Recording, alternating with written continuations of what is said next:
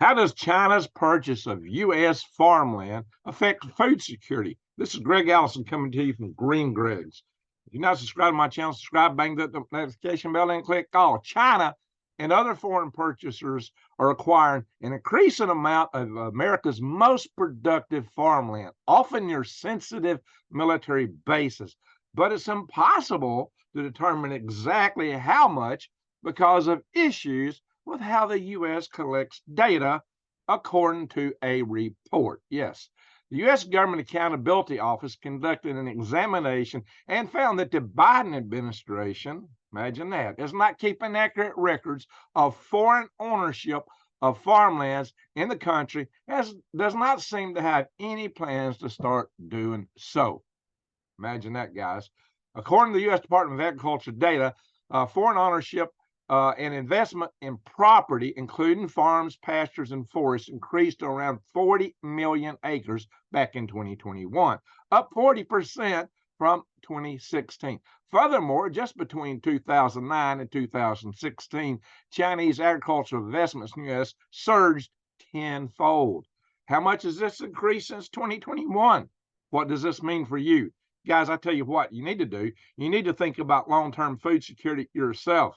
You know, you need to grow a garden. You need to go to the box stores and buy beans and rice, but you also need to get food that lasts a long time. I highly suggest you go to prepwithgreg.com and check out prepwithgreg.com and check out the deal and get $200 off a 3-year supply of this long-term food storage. Lasts 25 years, breakfast, lunch, and dinner.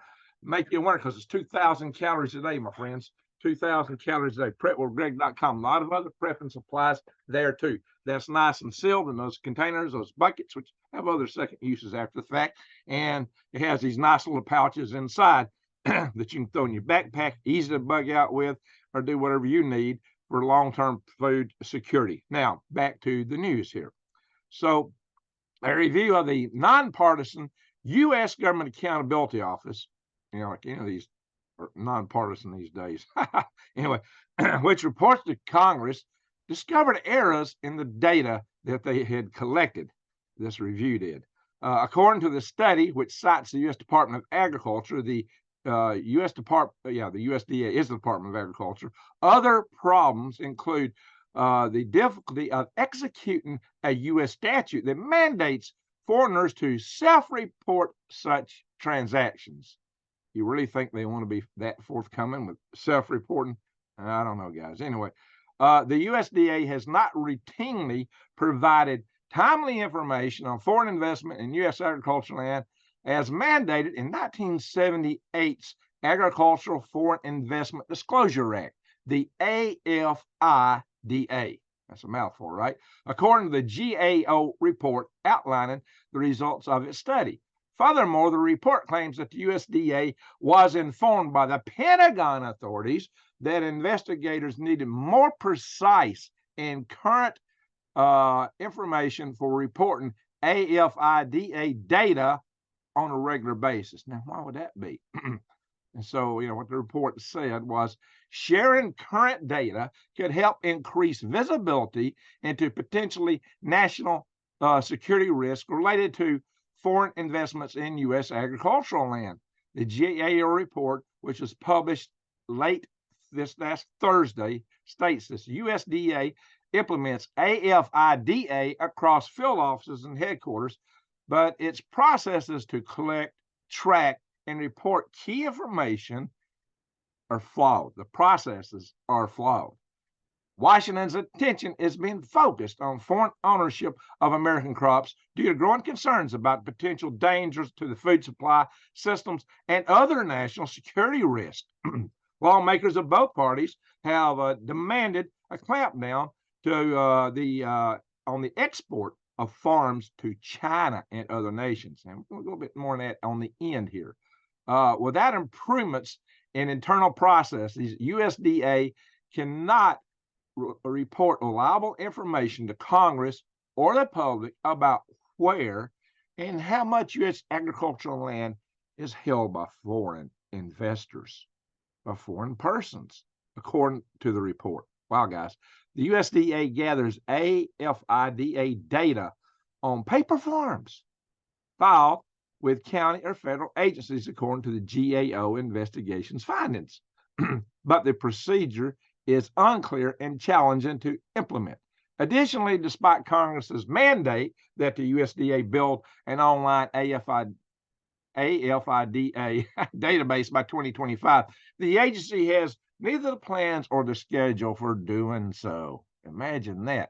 Well, they got everything on paper anyway. What, these days, all these guys walk around with phones, electronic devices. Why can't you just record this stuff and send it into a database? I don't know, guys. What's wrong with them? With all the money they get. Among the 6 recommendations made by the GAO that was that the USDA provide the Interagency Committee on Foreign Investments in the U.S., which is chaired by the Treasury Department and examines deals involving foreign businesses with more up-to-date comprehensive data. Yeah, well, they got no plans to do that, do they? Another recommendation is the USDA make sure all agricultural foreign investments are fully reported in accordance with a federal statute from 1978. According to the study, the USDA states that extra funding will be required to establish and manage an online filing gateway. Now, this is a quote from the Alan Rodriguez, USDA spokesman. He said, the GAO's recommendations would require changes by Congress, starting with funding needed to increase staff and modernize processes.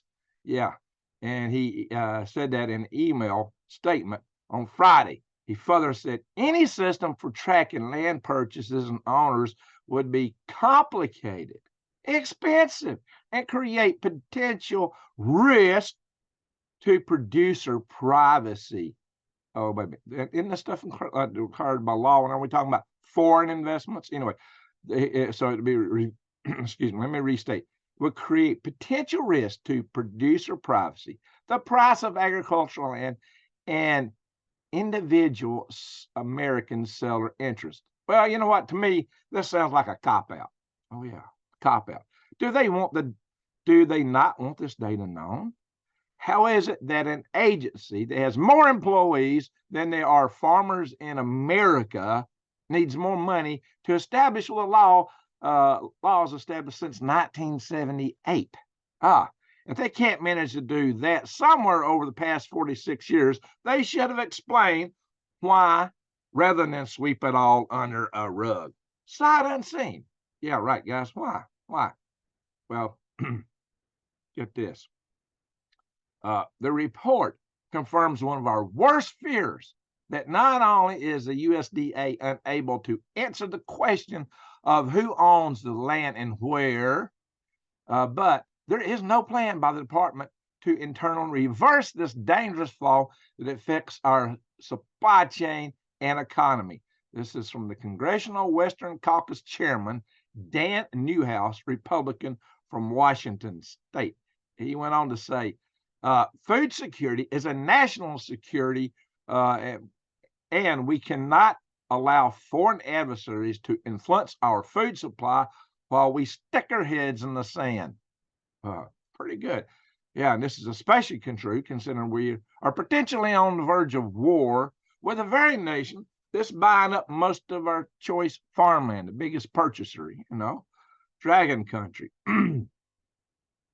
Well, he went on to say, I will, in my capacity as a member of the Select Committee on the CCP, that's the Chinese Communist Party, chairman of the Western Caucus, and as a member of the House Appropriations Committee, be working to introduce measures aimed at fixing USDA's internal reporting and data management to identify to Congress and American people exactly who is investing in the over 40 million acres of U.S. farmland reported to have ties to foreign actors. Okay, well, very good. That's a good step. Anyway, so this apparent upward trend in Chinese land purchases prompted a letter to the GAO Comptroller General Gene Dodaro. I don't know how you say that. Dodaro. Anyway, but this was signed by 130 other House Republicans in October 2020. in October 2022 from the House Agricultural Committee Chairman Glenn Thompson, Republican, Pennsylvania, and House Oversight Committee Chairman James Comer, Republican, Kentucky. They lit that up, asking for an investigation into the foreign investment of U.S. land and its impact on national security, trade, and food security. Growing foreign ownership of U.S. farmland, particularly by China, poses a direct threat to our food security and national security, Thompson and Comer said in that joint statement that they issued Thursday. So this has just come out, guys. Safeguarding our farmland and food supply requires a whole of government approach, and we will continue to work with the impacted agencies, related committees, and leadership to continue our robust oversight and to identify legislative vehicles to address findings of the GAO report, they said. So that whole thing of robust oversight just kind of strikes me as being a bit lacking.